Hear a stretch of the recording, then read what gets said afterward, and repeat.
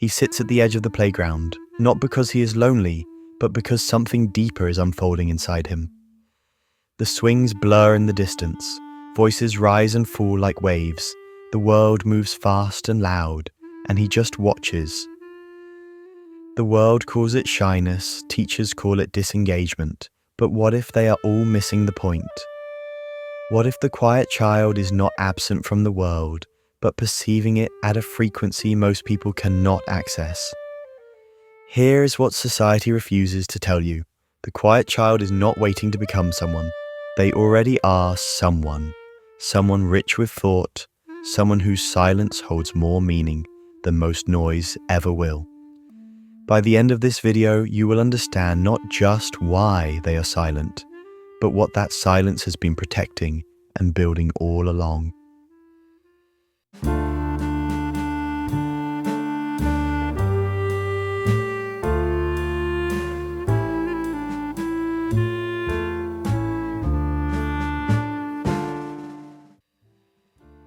From the outside, silence appears to be emptiness. From the inside, it is a completely different world. A world of observation, of pattern recognition, of questions so layered that they never reach the surface of conversation. Most people confuse presence with volume. They believe that if you are not speaking, you are not making a contribution. If you are not loud, you are not there. However, the quiet child experiences reality in a different way. They are not absent, they are absorbing. Consider what happens when a quiet child enters a room. While others compete for attention, they are reading the room. They notice who is uncomfortable. They sense tension before it erupts. They see the micro expressions that most people miss entirely. They catch the slight change in a teacher's smile when a student answers incorrectly. They observe the body language that reveals more than words ever could. This is not passive existence. This is a different kind of engagement, one that our loud world has never learned to appreciate. The quiet child collects impressions like stones. They gather moments, store observations, and catalogue human behavior. And later, those stones become metaphors. They become sentences. They become inventions and music, and the untouched material of creativity. Think of the poets and scientists who began as watchers rather than talkers. In silence, they learned to accumulate nuance. In stillness, they tested the textures of the world before making a move. But where does this quietness come from? Is it simply temperament, or is there something deeper at work? The answer is more complex than most people realize. Some children are born with nervous systems that prefer low stimulation. Loud environments feel overwhelming. Stillness feels natural. These are the children who find peace in solitude, who recharge through reflection rather than interaction. For them, quietness is not something that is learned, it is inherited. But there is another origin story, one that emerges not from biology, but from experience. In households where speaking up invited criticism, where expressing emotion was treated as an inconvenience, a young mind learned something profound. It learned that silence equals safety. In homes where parents argued constantly and children witnessed conflicts they could not resolve, withdrawal became a survival strategy. One comment I read described it perfectly. They watched their older sibling get punished for talking back. They saw classmates humiliated for speaking in class. They learned through observation that closing their mouth meant avoiding trouble. And by the time they reached adulthood, they had lost the ability to speak naturally. This is what psychologists refer to as learned social vigilance. The child discovers early that words can be used as weapons against them, so they develop an internal filter. They rehearse sentences in their head before speaking. They anticipate rejection before attempting a connection. They become fluent in apology as a form of preemptive protection. Sorry, I don't mean to bother. The words come out before they have even begun to say what they actually want to say. Neuroscientists have found that children who grow up in critical environments develop heightened amygdala responses. Their brains are literally wired for threat detection. The nervous system learns to scan every room for danger before relaxing. What appears to be shyness to the outside world is actually a finely tuned early warning system. a survival mechanism that once protected them but now holds them hostage. And here is where it gets complicated. In classrooms designed for quick answers and constant participation, the quiet child appears deficient. They are labeled as shy, as disengaged, as needing improvement. But what if the real deficiency is in the system that cannot recognize their form of intelligence? Think about how our schools operate. The student who raises their hand fastest gets acknowledged. The one who speaks loudest gets heard. But the student who takes time to form a deeper answer, they are overlooked, their thoughtfulness becomes invisible. Teachers relax around quiet children because they seem easy, well-behaved and obedient, but easy is not the same as nurtured. A child who does not demand attention may not be receiving it either. In schools and families, attention is often allocated not by need but by volume.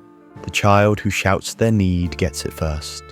The child who whispers waits, and those long waits accumulate. They become small debits on the heart's ledger that, over time, compound into a quiet acceptance. Expecting less, asking for less, believing that their needs are somehow optional. This creates a painful paradox that millions of quiet people carry into adulthood. They learn that their natural rhythm is somehow wrong.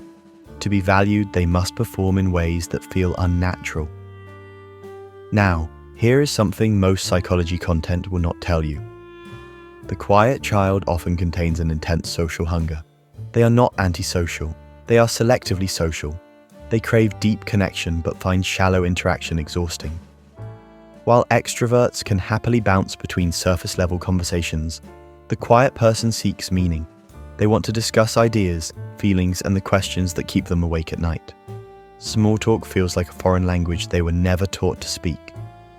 This is why many quiet people report feeling both lonely and overwhelmed simultaneously. Lonely because they lack the deep connections they crave. Overwhelmed because the world keeps demanding the wrong kind of interaction from them. There is a particular ache that the quiet person carries, a longing for someone to understand without them having to explain everything. A hope that someone will see past their silence and recognize what lives beneath it. If this resonates with you, please type the word depth in the comments.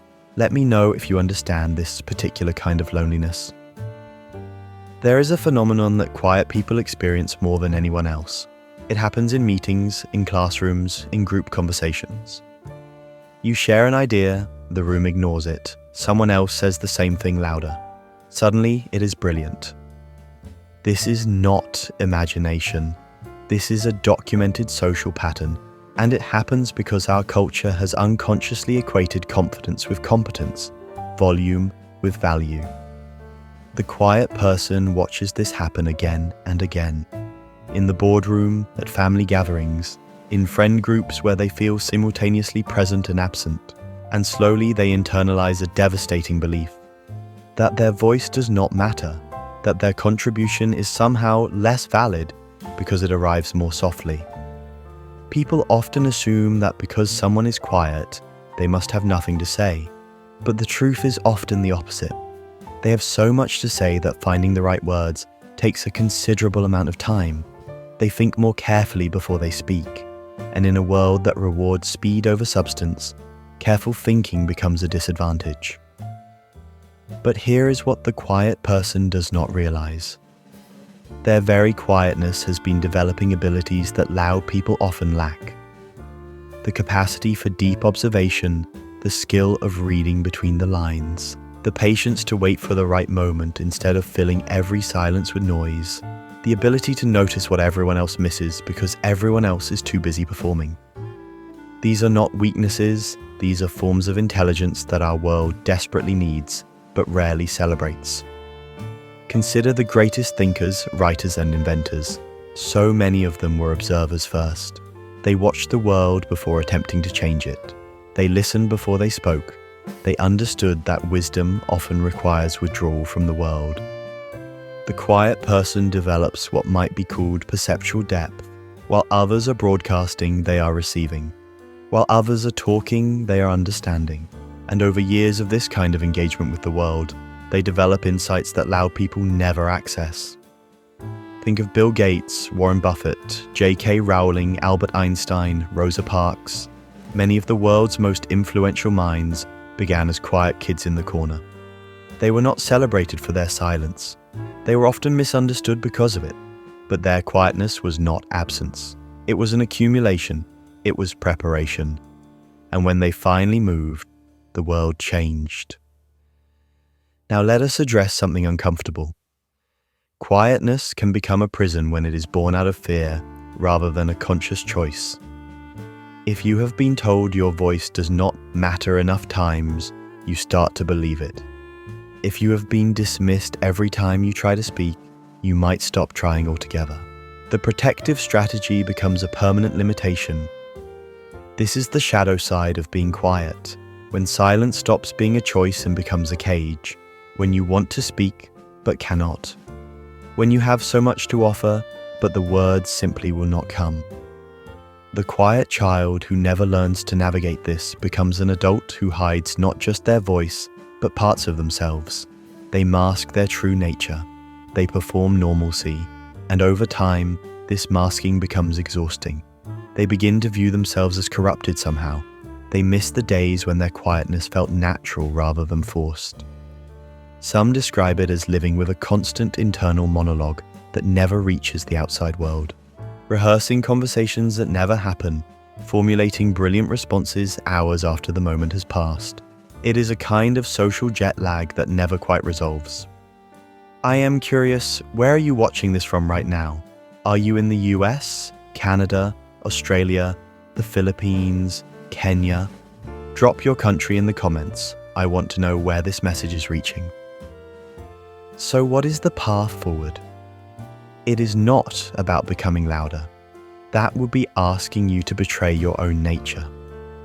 The path forward is learning to steward your quietness, to understand when silence serves you and when it limits you, to develop skills that translate your rich inner world into expressions that the outer world can receive. This is not about forcing yourself to become an extrovert. It is about becoming more intentional yourself, about learning when to speak and how to make those words count when you do. Here are the practical shifts that quiet people can make. First, reframe your silence. It is not a defect. It is a different operating system. Your nervous system processes information differently. That is not wrong. That is simply different. What others see as slowness might actually be thoroughness. What they perceive as hesitation might be careful consideration. Second, find your people. Not everyone deserves access to your depth. The quiet person thrives in environments of quality over quantity. Stop trying to fit into loud social circles that drain you. Instead, seek the people who appreciate slow conversation, who value listening, who do not make you perform. These connections may be fewer, but they will be real. Third, practice strategic visibility. You do not need to talk constantly, but you can learn when to speak. Before a meeting, prepare one insight you want to share. When you have something important to say, claim the space deliberately. Let your rare words carry weight precisely because they are rare. When quiet people finally speak, others tend to listen. Use that power intentionally. Fourth, honor your need for recovery. Social interaction costs you more energy than it does extroverts. That is not a flaw. That is biology. Give yourself permission to withdraw, to recharge, to return to the stillness that feeds you. Do not apologize for needing solitude. It is where your best thinking happens. Fifth, learn to advocate for yourself in small ways. Practice saying, "I need a moment to think about that before answering." Ask for time, request written communication when verbal communication feels too demanding. These are not signs of weakness. They are signs of self-awareness. And here is something important, especially for women. Research shows that quiet women face a particular double bind. Society expects them to be agreeable and accommodating, but the same society punishes them for not speaking up assertively. If you are a quiet woman, know that you are navigating a system that was never designed with you in mind. Your quietness is not a flaw to fix. In many ways, it is a form of quiet resistance against impossible expectations. There is something beautiful happening in our world right now. The quiet voice is finding new platforms. Written communication, creative expression, and online spaces where depth is valued over speed. The quiet person who struggles in loud meetings might thrive in written exchanges. The one who freezes in group conversations might flourish in one-on-one connections.